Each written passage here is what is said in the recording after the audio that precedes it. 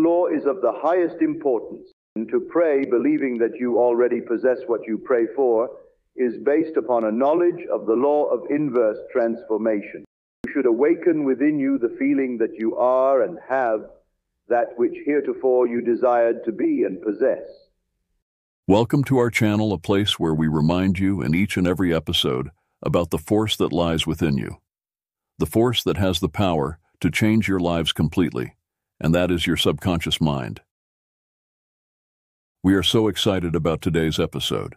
If you want to understand and unlock the profound secrets of prayer and transform every aspect of your life, health, wealth, love, friendships, spiritual fulfillment, no matter what you desire, you are in the right place. In today's video, I will guide you through and we will discover together the meaning of a quote written by Neville Goddard in his very well-known book, Prayer, the Art of Believing.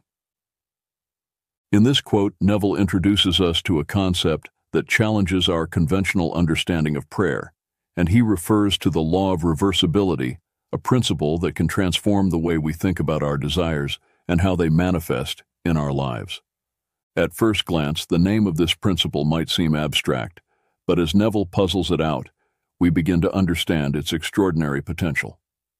The law of reversibility states that any natural effect can be produced by its corresponding cause.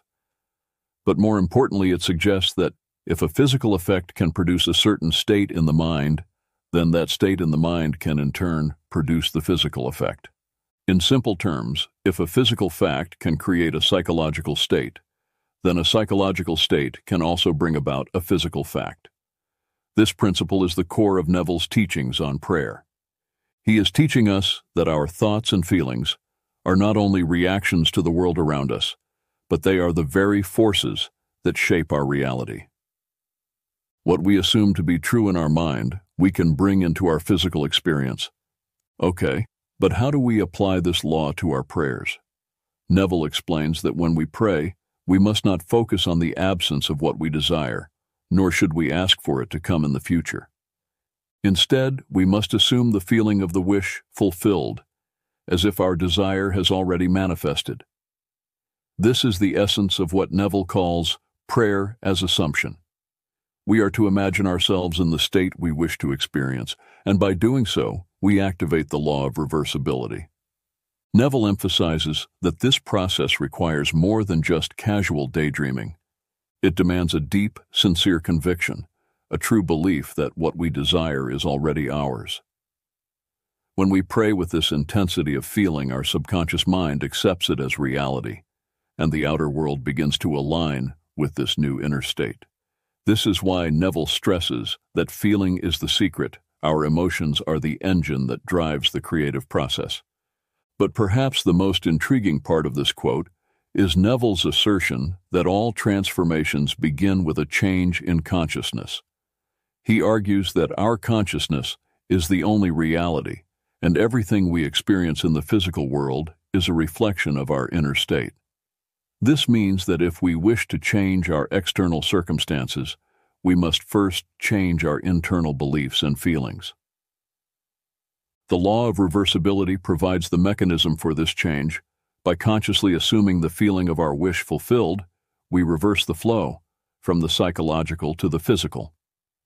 In this quote, Neville lays down the challenge to move from a reactive state where we see ourselves as victims of circumstance to a proactive state where we recognize our power to create.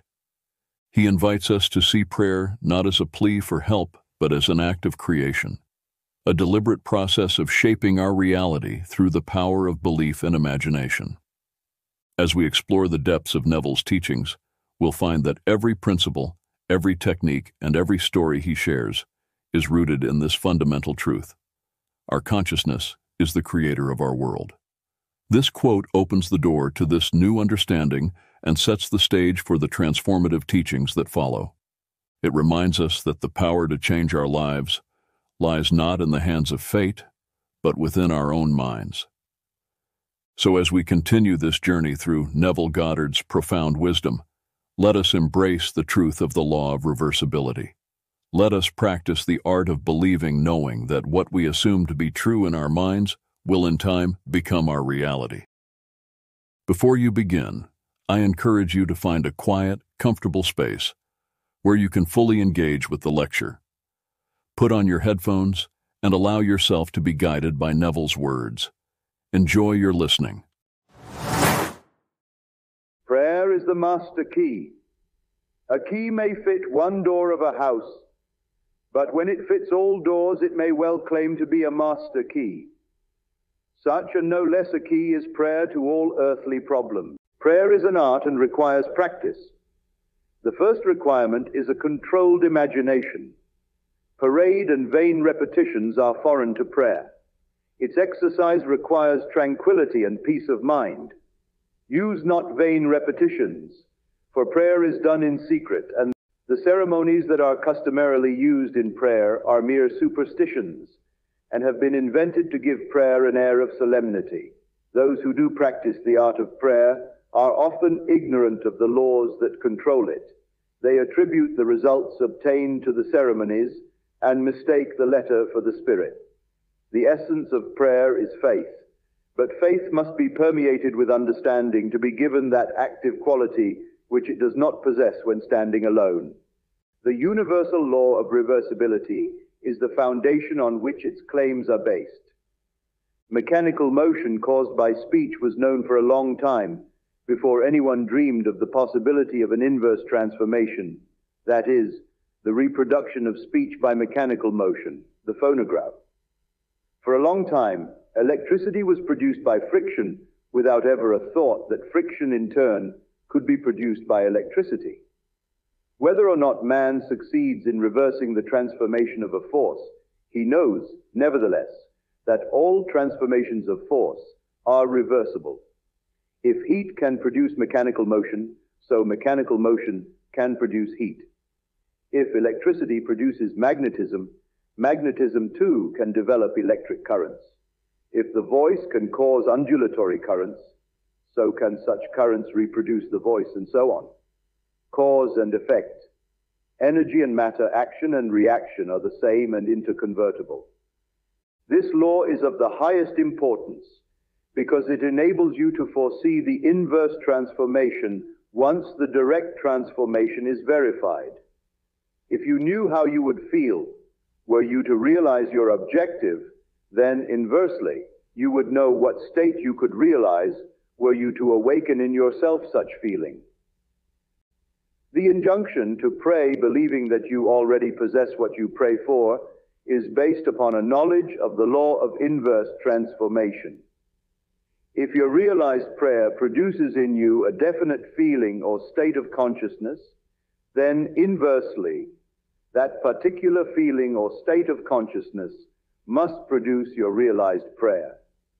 Because all transformations of force are reversible, you should always assume the feeling of your fulfilled wish. You should awaken within you the feeling that you are and have that which heretofore you desired to be and possess. This is easily done by contemplating the joy that would be yours were your objective and accomplished fact, so that you live and move and have your being in the feeling that your wish is realized. The feeling of the wish fulfilled, if assumed and sustained, must objectify the state that would have created it. This law explains why faith is the substance of things hoped for, the evidence of things not seen, and why he calleth things that are not seen as though they were, and things that were not seen become seen. Assume the feeling of your wish fulfilled, and continue feeling that it is fulfilled until that which you feel objectifies itself. If a physical fact can produce a psychological state can produce a physical fact. If the effect A can be produced by the cause B, then inversely, the effect B can be produced by the cause A. Therefore I say unto you, what things soever ye desire when ye pray, believe that ye have received them, and ye shall have them. Mark 11:24. That was all for now. I hope you have enjoyed as much as I had the quote about the law of reversibility, and after listening to the full episode, you have a better understanding of how we should pray and what prayer should mean in our lives. Thanks again for joining me on this journey, and remember, the power to change your life lies within your ability to control your thoughts and focus your attention. If you enjoyed today's episode, don't forget to hit the like button. And if you want to receive notifications about new videos published on our channel, subscribe and activate notifications by hitting the bell at the bottom of this video. Consistent practice of these techniques will lead to the manifestation of your deepest desires. Embrace the process, apply it diligently, and watch as your life transforms in ways you never thought possible. Until next time, keep dreaming, keep believing, and keep creating your ideal reality.